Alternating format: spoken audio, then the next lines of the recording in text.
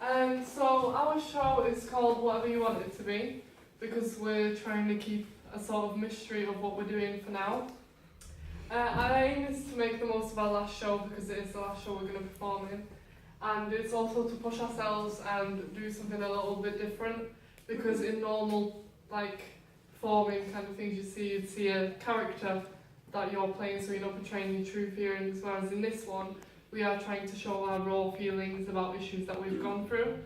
One of our most influential practitioners is Stanislavski, because he uses the what if, so you put yourself in that situation, and he also does say that you should use your true emotions, like things that you've gone through. We originally had some different ideas to what we're doing now, as we all wanted to do a solo piece. But we figured that we'd link ours together and make it some sort of like therapy group type of thing, just to show how you're not going through stuff alone.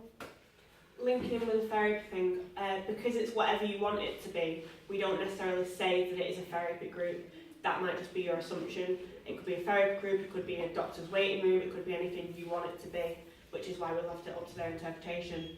Leading on from that production side of it, we're going to create posters that are completely black with just the words whatever you want it to be, because then it's not giving away too much.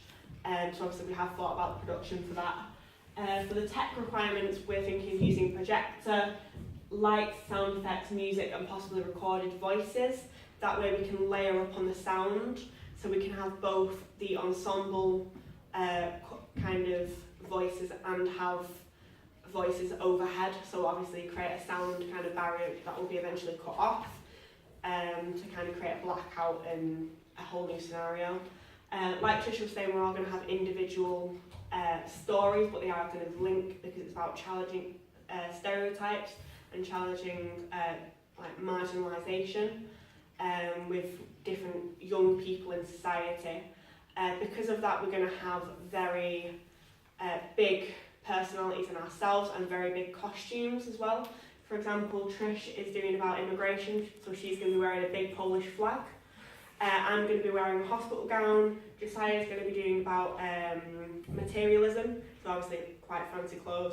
And Tasha's, she's going to have a bit of a trick up her sleeve, but it's going to be absolutely amazing. And she's going to use symbols from what she's on about to represent herself and show that no one needs to be afraid of what you're doing. Not that. I feel like I've spoken a lot, so staging wise, we're going to be doing theatre in the round, which is performing like in a circle, and we're going to be sat on chairs in the audience, and to do that we're going to like obviously reserve the chairs so that, you know, people don't sit in them. And we've chosen this because it's like our piece is very personal to us, and so we wanted to be close to the audience. To extend more on the tech side, for Trish's piece she wants to use a projector, but we came to a problem of being in a theatre in the round, people might not necessarily want to turn around.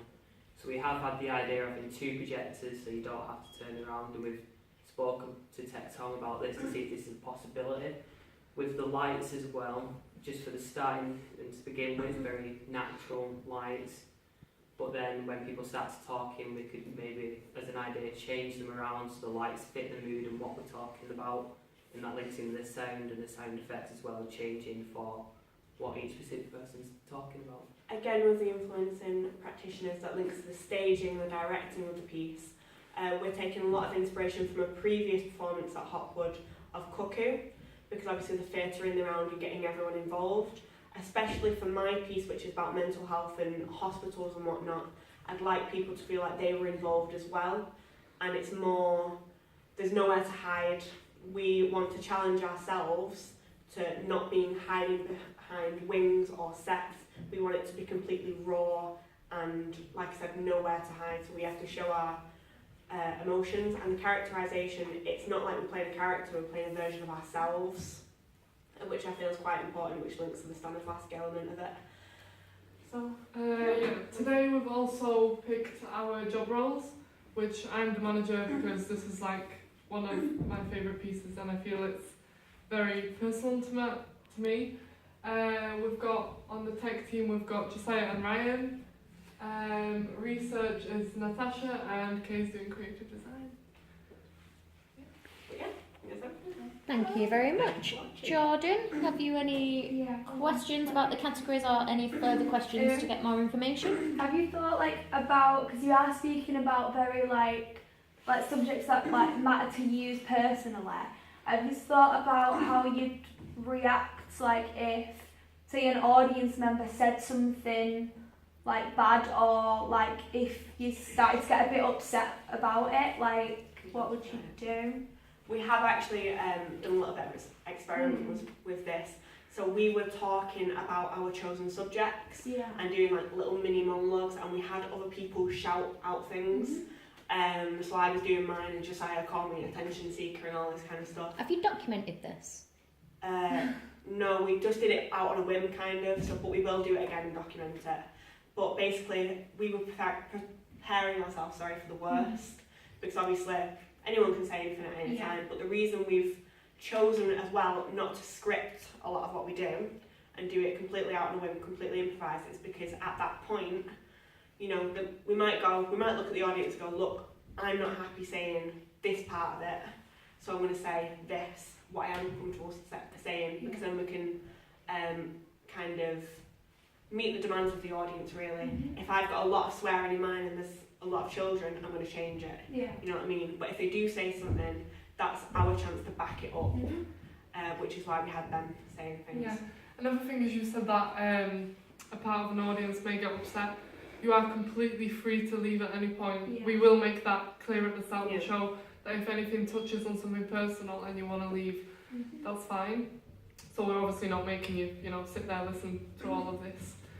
But in the same breath, we will not change our performance because somebody is upset. You know what I mean? Because obviously we can't cater to every single person, and I feel like that's quite important, because if you went to go see a show about racism and you were somebody that had been racially abused, it's your choice to leave if you want. They're not going to change their performance because you find it uncomfortable. How are you thinking of, because obviously you going to be saying things like social, society, knowing you're doing separate bits. How are you kind of going to get the audience to get involved with that? How are you going to get that message across that they can say things as well? They don't actually. The way we originally planned it is they don't have to. We never planned for them to be involved, but if they want to, then they can do. We're not going to tell them to get involved because we don't want them to, but if they want to, then we can't stop them. Another thing is that we've got the recorded voice, which I think could be a bit stimulating for them to actually feel like they can join in. How are you thinking, because obviously you're going to have the reserved seats and stuff, how are you thinking of kind of coming in as starting a performance? Have you thought about that? We were originally not going to reserve seats. We were just going to let the audience sit wherever they want, and then we would sit somewhere, but we thought that might be a bit weird if we just all sat in a line, because we do want to get in the person's space that we will be sitting next to them. Because say during Kay's performance, I could be sitting next to an audience going, oh, you know what, she's an attention seeker, don't you think? And then shout it to her.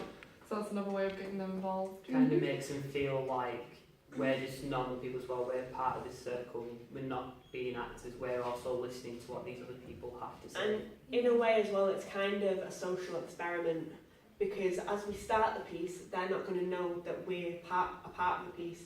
Say Josiah's just going to be wearing not regular clothes, so he's not going to look like he's part of the piece.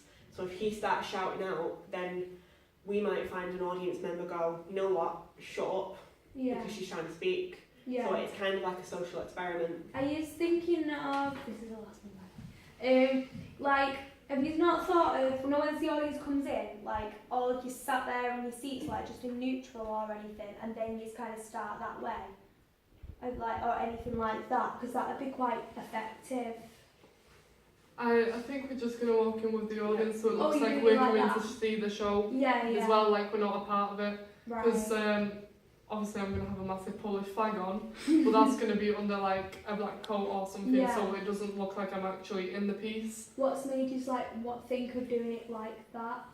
To see what people have to say, because at the end one of us is going to be outside with a camera Yeah. to see what people have to say and how they felt about the show. Yeah. But we also want to get a bit of an inside scoop, like Josiah could sit next to someone and be like, oh, I don't know, what do you think about this? Yeah. Thank you. Thank you very much.